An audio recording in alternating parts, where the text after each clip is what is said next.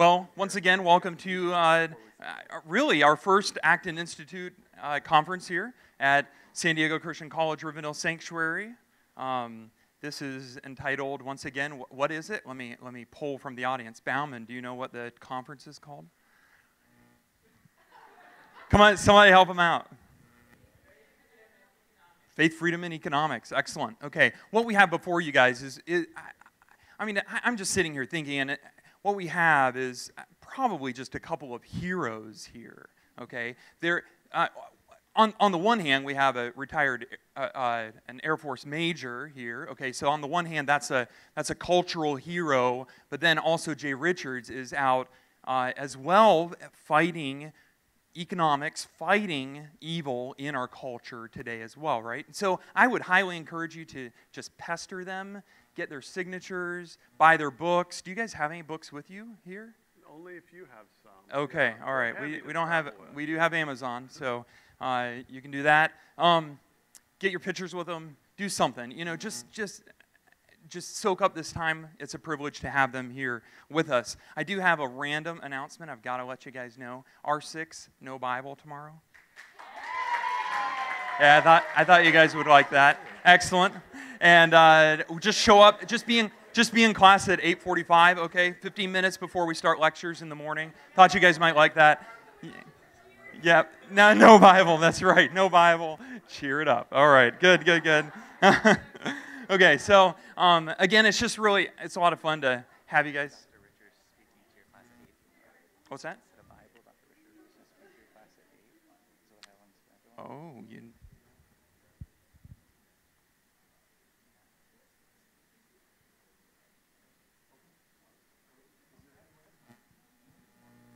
Well, this is awkward. Yes. Okay. Evidently, Dr. Richards was going to be speaking to you guys at 8 o'clock tomorrow. Oh, fantastic.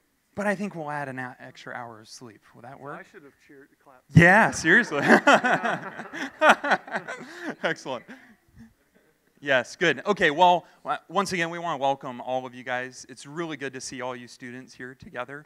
I want to plug the next speaker, Dr. Jay Richards. You can actually see that up there. He has a BA, MDiv, THM, PhD from Princeton Theological Seminary. He wrote this book, Money, Greed, and God. Check this out. His actual lecture is coming a bit from this book. A couple of you, perhaps, let's see, R7, you have been through physics already, right? Do you guys remember the Privileged Planet DVD? Okay, he wrote that book along with Guillermo. So R6, you guys know that well. So in other words, some of our material in this program, Dr. Richards has actually written or highly influenced, so that's pretty cool. He's coming out with a book on The Hobbit in a couple of months on the economy. So he's pretty cool, all right? His cool level just went way up. Let's please give a warm welcome to Dr. Jay Richards this evening.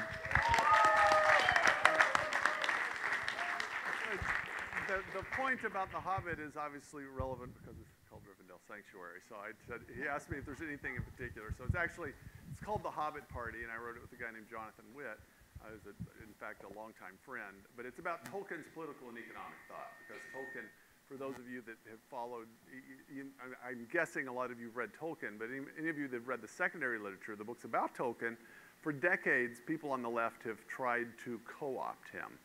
And so Jonathan Witt and I, my co-author Jonathan Witt's a literary critic. His PhD is in literary criticism. This bothered us for so many years that we finally said, you know, we really need to write a book that's a close reading of Tolkien that draws out his political and economic thought.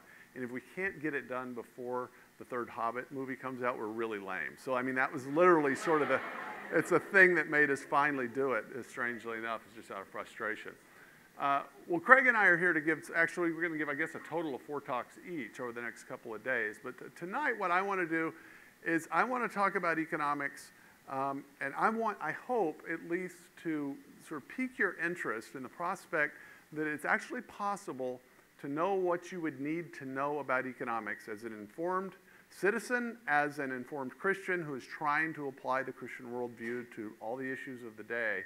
And that you can learn to think, as Henry Hazlitt said, in using what he called the art of economics. You can exercise the art of economics without necessarily studying economics as a science without ever actually taking that macroeconomics course. In fact, if anything, some of you have not yet been to college, but you'll have this experience. Most people that have studied economics at all, they had that one macroeconomics course in college, and you don't realize that's actually designed to keep you from studying economics more than beyond that. It's an alienating thing. You don't get basic economic reasoning very often, and it's quite frustrating. I didn't understand this myself. I took econ courses in college, and it was actually only later that I realized what an interesting and amazing kind of intellectual discipline it can be and that it is.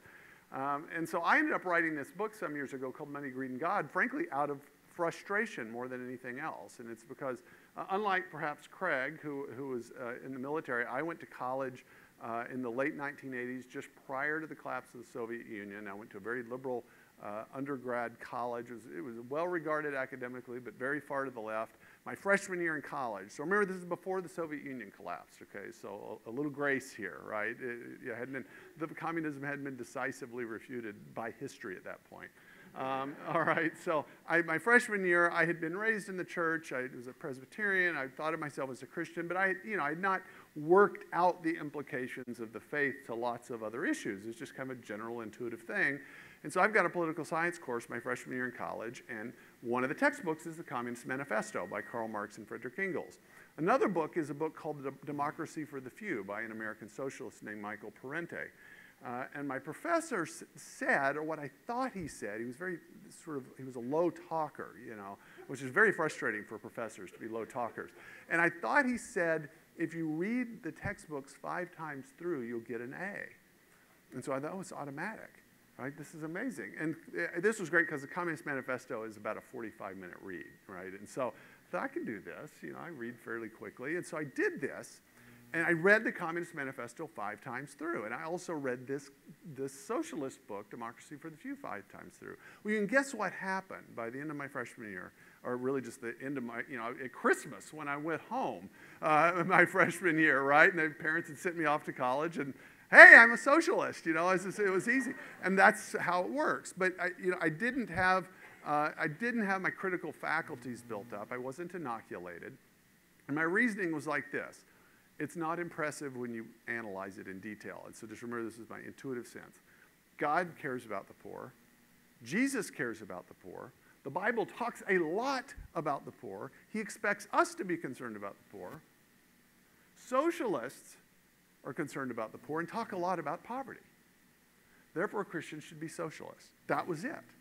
Right now, once it's sort of laid out bare like that, it's not very impressive. But at an intuitive level, that makes sense. There's a famous quote attributed to Churchill and to Hayek and to lots of people that if you're not a socialist when you're 20, you don't have a heart. If you're still a socialist when you're 40, you don't have a brain. That's the idea, is that it's important because it's tempting to think, well, we know the verdict of history is such that obviously socialism doesn't work. But that's a little too glib, and it's too glib because there's something about the socialist temptation that appeals to people, and it doesn't just appeal to their stupidity. It appeals to moral intuitions that are grounded in something. And so there's a reason, for instance, that in my own case, I kept reading. I kept reading economics. I landed on this guy, Thomas Sowell, who's a prominent American economist that kind of got me out of thinking in this way, so that by the time I was a senior in college, I was convinced intellectually that free enterprise or economic freedom, the free market, whatever you want to call it, was the best of the live economic alternatives. But I still actually had a moral objection to it that I had gotten because I read Ayn Rand my senior year, read Atlas Shrugged. And her interpretation, which we'll talk about in a minute, of capitalism, as Craig said, is not a great word, but of economic freedom, it was very unsavory. And if you accept her interpretation, there's actually a real problem for the Christian. And so I had this intellectual struggle. But as I said, just as I graduated from college, I was about to go off to seminary and graduate school. The Soviet Union collapsed. And I thought, well, I'd struggled with this issue, but I mean, if anything has been decisively established, it's going to be this question. The 20th century was a vast experiment on the surface of the earth. The human race is the subjects of the experiment with these 2 fundamentally different ways of organizing economies. And so you have the command economy, in which the state more or less has total control over these economic factors. And you have some kind of free economy, which you, of course, have a government and the rule of law, but economic exchange and those kinds of things are generally left up to people and to businesses to decide. And the free system won, the command system lost, right? That's the sort of the verdict of history. And so I thought, I'll think about something else. I did, and I wrote faith and science issues and wasn't thinking that much about economics because even though I felt like I'd resolved it intellectually, it's a boring argument. It's like, trying to make the case for there being a periodic table of the elements or something, all right? It's like, it's kind of boring, We all agree. But as a result, I got off, so in 1999, 2000, speaking on a lot of college campuses. After that, actually, after this book, The Privileged Planet, came out, and even before that, I was talking about other things. And you want to know what I discovered? I discovered that Christian colleges at serious conservative Christian colleges, students were thinking the same economic ideas that I had in the late 1980s. The exact same ideas, the same arguments, for the same reason. And so I realized at that point that, well, either everybody's just totally stupid, right? Which I don't think that was actually it. Or there's something that appeals to people morally. So that people's moral intuitions, as I discovered, were mostly oriented correctly. It wasn't that they were confused and, well, it wasn't like they were thinking, I hate poor people, and so I want an economic system that keeps them in poverty. Nobody was really thinking along those lines, right? So I thought, what is the problem exactly that causes Christians in particular to get mixed up about these issues? And so that's what sort of led to the writing of this book, Money, Greed, and God. And what I became convinced of is what happens is that we often, either just intuitively or from our culture or our parents or our teachers or somewhere, we get particular ideas in our heads about the nature of the economy, about the nature of economic reality that I ended up calling myths. They're myths in the sense that, not great timeless stories, but myths in the sense of false beliefs, right? That ordinary sense of myth.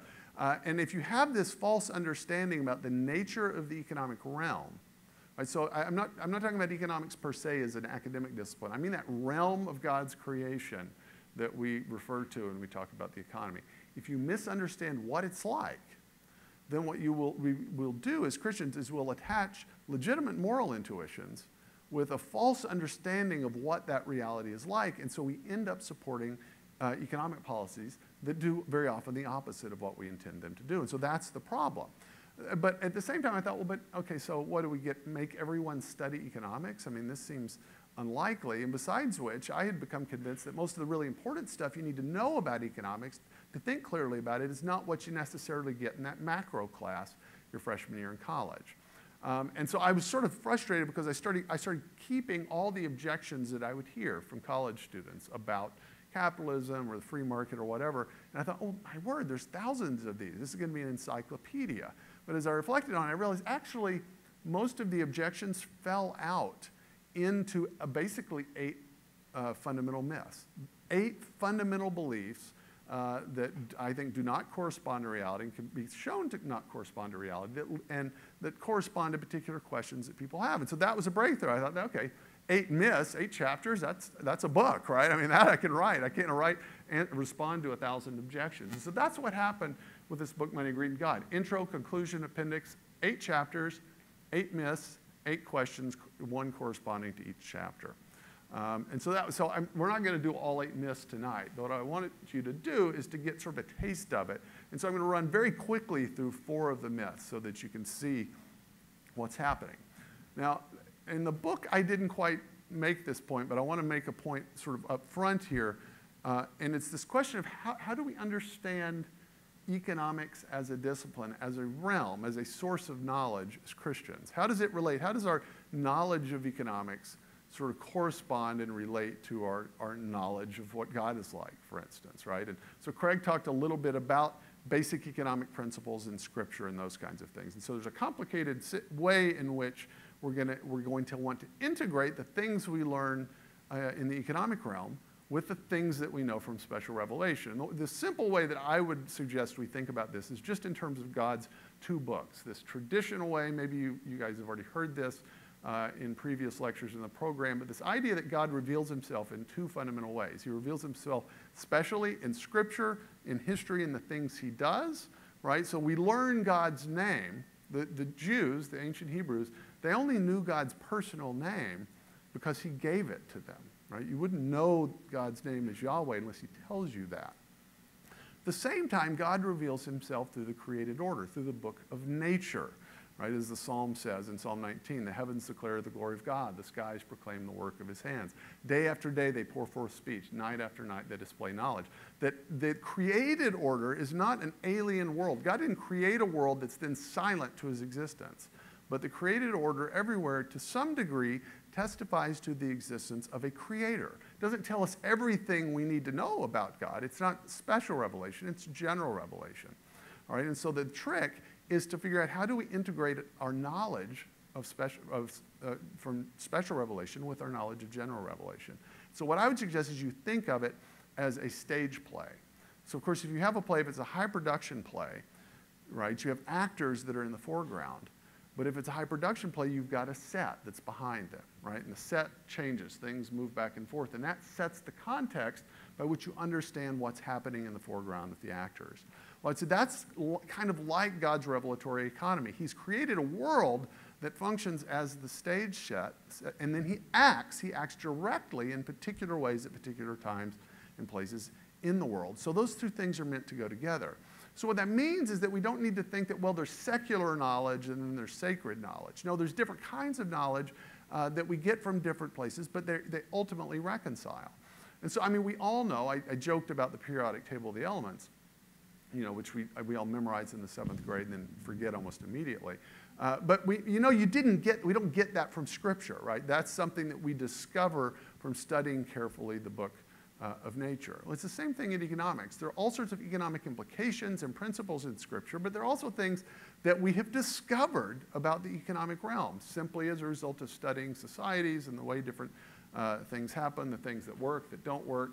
And so there's a kind of complicated interconnection between the empirical discoveries that have been found out about the way certain things happen in economics and really important theoretical insights. And so just like any science, there's this complicated interaction between the theoretical assumptions that we develop that help us explain things and then the discoveries. And those two things have to interact in some way. It's not just raw data, right? But it's not just a deduction from first principles. And so here's how I would say our goal is best understood. So what we want to do is we want to integrate the descriptive truths in the theoretical insights of economics with the normative principles of ethics and the relevant truths of theology. So it's not like, well, there's the science stuff over here, and that's data, and then there's the morality and ethics and religion over here, and those are two different things. No, we integrate these two things, all right? So that's sort of the goal. But the good news is I would say a lot of the kind of key theoretical insights of economics and the descriptive truths are things that you can actually pick up without having to study the narrower discipline of economics, which, as Craig said, is a form of social science, all right? So let's talk about a few of these myths. And I want to start with what I call the piety myth. And the reason is because the piety myth sort of sets the stage for all the others. And what the piety myth is, you can think of it in several different ways. You can think of it as ignoring the unintended consequences of policies, ignoring the fact that any action you have is going to have trade-offs, which means there's going to be a cost and a benefit. Or it's confusing your intentions for an action or policy with the actual effects of the policy. I mentioned this guy, Henry Hazlitt, a minute ago. He was a great American journalist, economic journalist, wrote for Newsweek and the New York Times, the New York Herald. He wrote a wonderful book called Economics in One Lesson in the 50s. And he actually talks in this book about what he calls the art of economics. He's not saying the science of economics. Let's assume there's something that's appropriately scientific about certain parts of economics. What would an art of economics be? Well, an art is something, in some ways, if you say someone's very artistic, it doesn't mean they don't know rules, right? If you're a great sculptor, or a great painter, or you're really good with watercolor, you probably had lessons in which you had to learn basic principles of perspective and different things like that. But to become really artistic, to become really skillful, you have to get those rules and principles down in your bones, right? So it's a part of your intuition. It's like it's in your muscle memory. Well, that's what the art of economics is. He said the art of economics consists in a kind of mental disposition. It consists in looking not merely at the immediate, but at the longer effects of any act or policy. It consists in tracing the consequences of that policy, not merely for one group, but for all groups. So it's an intellectual habit that becomes a virtue if you habituate it, in which if somebody says, okay, I'd like to do this, and you trace, you don't just say, okay, well, okay, I know what would probably happen initially, and I know what you want to happen there.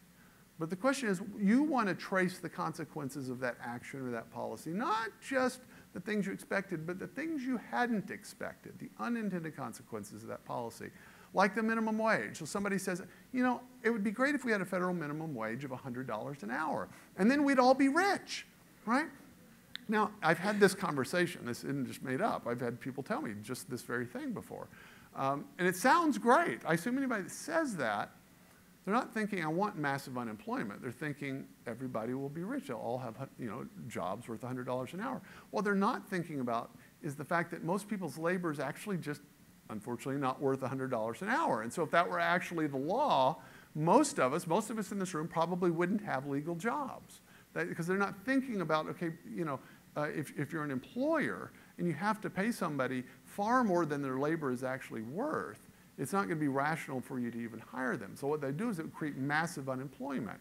And you don't realize that, because if somebody's not realizing it, what they're doing, are they not thinking about their fellow man? No, they're not understanding the nature of economic reality. In this case, they're not thinking about supply and demand and the price function. They're not thinking about the fact that a particular person's labor doing some job in some place has a particular economic value. And you can't change the value of their labor by making it illegal for anyone to pay them less than that. So it's not a question of their sort of moral intuitions being wrong. It's a question of not sort of getting the nature of economic reality. Now, this is a very important myth, and in some ways the most tragic, because this is the one that's the most tempting for us as Christians. And the reason, I think, is because we know in the moral life, both why we do something and what we do matters. God cares not just that particular action that we perform, but the reason for the action. So, for instance, if we're in Minnesota, so let's say you're a hunter, right? I've got a man here as an example. He's married, he's a hunter, and he just shows up one day and he gives his wife 2 dozen roses. It's not her birthday, it's not their anniversary, he hasn't done anything wrong that he knows of. He just gives her these roses, right? And so you think, okay, externally, that seems like a nice thing to do. But let's imagine that he's been on 3 3-day weekend hunting trips already this year. His wife hates these. He's gone for 3 days, leaves the kids there, doesn't mow the lawn, right? And he wants to go on a 4th. And so he's greasing the skids before he raises the point, so he gives her the couple dozen roses, right? So you see how that changes the nature of the act, right? The reason that he did it, now it's not an act of gratuitous love, it's just manipulation, right? Okay, we know that in the moral life. That's the point of the widow's mite. That it's because she gave out of her poverty made it a morally significant act. It wasn't the amount of money she gave that was significant. And so we know both the internal and the external matter in the moral life. That's a mistake when we're thinking about economics. The effect of an economic policy, of an act, is the same no matter what the motivation for us supporting it is. So when 535 members of Congress vote on a bill, 435 in the House, 100 in the Senate, imagine they vote for some act unanimously and the president passes it. The effects of that policy are going to be the same whatever their motivations are. And they could have 535 different motivations. It actually doesn't matter. And so the point of the piety myth is what we want to do is we want to focus on the actual effects of policies, and if anything, ignore the intentions, because the intentions end up being a decoy that causes us to assess policies based on this internal thing that actually ends up not mattering economically. And that's a hard thing to do, because what we want to do if we're going to assess a policy is we want to know, well, what did they mean by that? What did they mean to do? Well, okay, yeah, 2 million people starved because we collectivized the farms, but, you know, it meant well. I mean, this is the kind of thing that people often do, and it's a result of believing the piety myth. I call it the piety myth because of this great quote from a 20th century French philosopher named Etienne Gilson, who said, "Piety is no substitute for technique." By technique, he just means the practical know-how that you need to have in order to get something done. So Craig, for instance, uses practical know-how. If you're going to build planes, if you're going to build rockets that are going to stay in the air, there's just some things you need to know. Bernoulli's principle and principles of lift and drag and all these kinds of things. And no matter how pious you are, no matter how pure your heart is, no matter how in touch you are with God, there's still technical knowledge you need to know if you're going to keep a plane in the air. That's his point. And the temptation is to think, well, piety is the only thing that matters. It might be the only thing that matters if you're concerned about the state of your soul, right? But if you're concerned about getting planes to stay in the air, there's actually something more to it. So let me give you a few examples of this very briefly, because in fact, I give a talk very frequently now at Christian colleges called Why Good Intentions Are Not Enough, and it's the most depressing thing you've ever seen. It's an hour of bad examples of good intentions gone bad. But the easiest example to remember is rent control. Now, rent control, I doubt you have it in Minneapolis, St. Paul, but this was a very popular thing in the 1960s and 1970s in large metropolitan areas. And what rent control essentially is it was a response to the realization that in large metropolitan areas, think like Manhattan or Hong Kong or Rome or London, the price of rental housing gets just sort of out of sight very quickly. And so there's a huge number of people, there's high demand, and so the price for rental housing gets really, really high. And so city councils would get together and say, the sort of lower income people can't afford basic rental properties in the city. What are we going to do? And it occurred sort of simultaneously to city councils around the world to implement rent control. And what rent control does is it just places a ceiling on the price that landlords can charge for rent. So essentially, let's say a city decides that one-bedroom apartments cannot be legally, you can not legally charge more than, say, $400 a month for rent for one-bedroom apartments, all right? So the goal is what? The goal is to keep the price below $400 a month for one-bedroom apartments so that lower-income people can afford them. That's always the goal. Now, guess what the effect is whenever rent control is actually tried? It's to create a shortage in precisely the segment of housing that was designed to be protected. So it does exactly the opposite. And you can see why this is. It's not complicated economics. All you have to do is think about it from the perspective of the landlord. So let's say you have a 10-story apartment building. It's all one-bedroom apartments. It costs you $700 a month just to maintain each unit. Right? And you can only charge, what did I say, $400? Yeah, okay. Yeah, I'm just testing you. I remembered. No, I didn't. $400 a month, all right? But it costs you $700 a month just to maintain it. So just to maintain the property, you're going to lose $300 a month if you rent it out. And so unless you have some weird psychological deficiency where you like losing money or torturing yourself, you'll do something else. What will you do? Well, you'll convert it to a condominium, sell it. So it's not rental property, so it's not, of course, it's not under the jurisdiction of the rule. Convert it to commercial property, so it's a store or a warehouse or something other than a residence.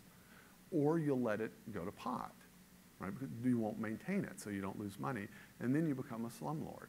And then it's eventually condemned, and then people can't live there. So you actually, because of city councils not attending to the function of what prices actually do in a market, and the way in which they provide signals about underlying supply and demand, because they ignored that, they actually implement a policy that does exactly the opposite of what they intended to do. It's only in economics that this is allowed to happen. Right? This doesn't happen in airplane design. It doesn't happen in groceries. It doesn't happen in sort of basic retail where people do things that do the exact opposite of what they want to do, and they manage to keep doing it. Right? But this actually happens in economic policy, and that's the consequence. Notice, it's not the consequence of them not loving their fellow human beings. Remember, I assume that these policies are always implemented for the desire of helping lower income people. But the effect is exactly the opposite. It creates a shortage. Well, I'm not going to talk about this. This is a financial crisis. I've got an entire book on this if you want an example. Craig gave a brief summary called Infiltrated. But the financial crisis was, in fact, the sort of mother of all piety myths, because as Craig said, it was a result of, on the one hand, Fed policy, and on the other, a bunch of very, very well-meaning policies called affordable housing goals. The purpose of these policies was to make mortgages and home ownership available to lower income people. That was the purpose of these. There were about, in the book, I found about 24 of these different programs spread out across the federal government. The effects of the policy, unfortunately, were to